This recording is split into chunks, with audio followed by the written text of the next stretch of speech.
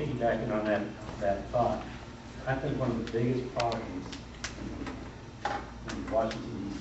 is the fact that agencies and entities, from even government entities that receive government funding, are allowed to then throw money back into campaigns for favorite. Right, look at Fannie Mae. Right, Fannie Mae. It's incredible to me that they get billions of tax given to them, and then they in turn support the candidate. It's just a backdoor slush fund is all it is. Right. Would you be interested in sponsoring a bill, putting into that backdoor Sure. campaign fund?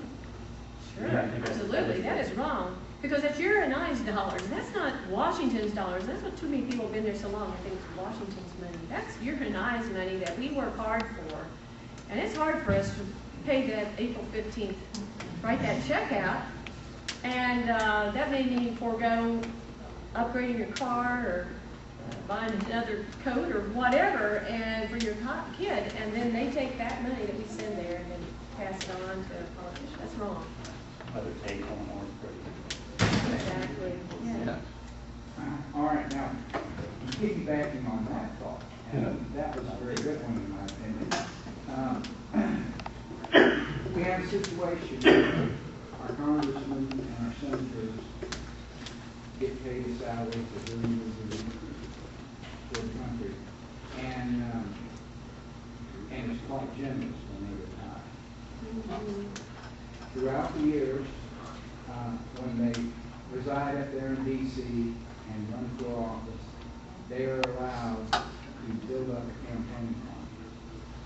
And when they retire, they can take that campaign fund with them as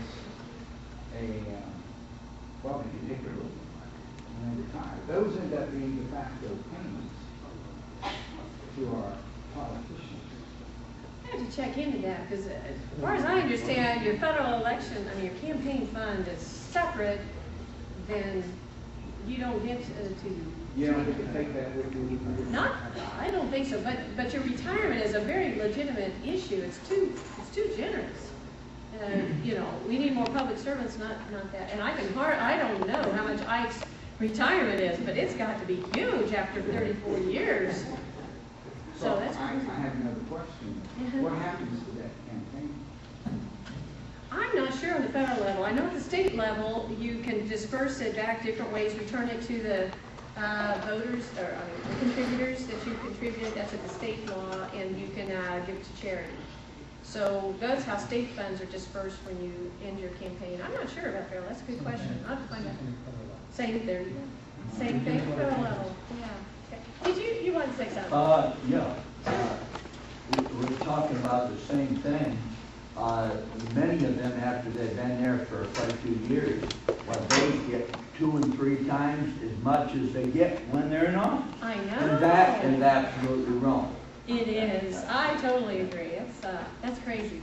Said I'm really curious what Ike's retirement. Yes. Well, it's been several politicians in Washington stood up and said, I believe in God and I'm a Christian, but that's not the way. I can't allow that to influence my faith. Now, I'm sorry, but I'm Pentecostal and I don't believe you can separate your faith in Christ from the rest of your actions. Mm-hmm.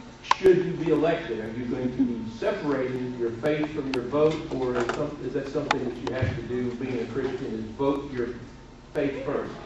No, you vote. When you're a Christian, it is part of who you are, and everything, the way you think, the decisions you make, the way you talk, hopefully the way you live your life, it's all part of it because it's inside you. And that's certainly a very important part of me, and that's first and foremost in my priorities. I believe that public service, but first, you serve God through public service, and you serve others. So you get your priorities right, I think, and who you answer to. And I answer most of all to God, and then be to the voters. So that's important. Yeah.